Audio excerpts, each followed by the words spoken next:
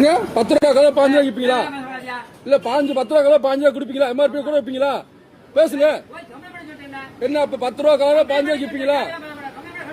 கம்மியா பாப்பா நீங்க கொடுத்த வைப்ப நீங்க இல்ல கொடுத்த நீங்க விற்பீங்களா? தேவையில்லாம நான் காசு 5 ரூபா கூட கொடுத்துருக்கேன். 10 ரூபா எம்ஆர்பி கம்ப்ளைண்ட் பண்ணுனா என்ன நீ மரியாதை பேசணும். எம்ஆர்பி எதுக்கு 5 ரூபா கூட வைக்கிறீங்க? எம்ஆர்பி எதுக்கு கூட வைக்கிறீங்க? 10 ரூபா பாட்டில் எதுக்கு 5 ரூபாய்க்கு போய் கம்ப்ளைண்ட் பண்றீங்க?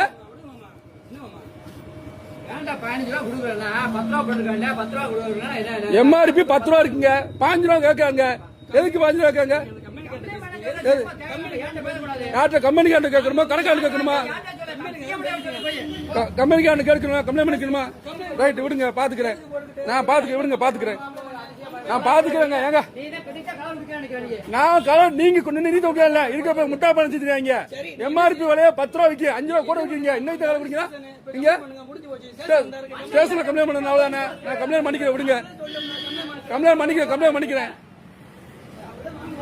அப்படித்தான் நீங்க வாங்குவீங்க. வாங்க வாங்க வாங்க. நான் கம்ப்ளைண்ட் பண்றேன். உங்களுக்கு எல்லாம் தெரியும்ல. ரைட் தெரியும் பாருங்க. நான் தெரியப்படுத்துறேன் வாங்க.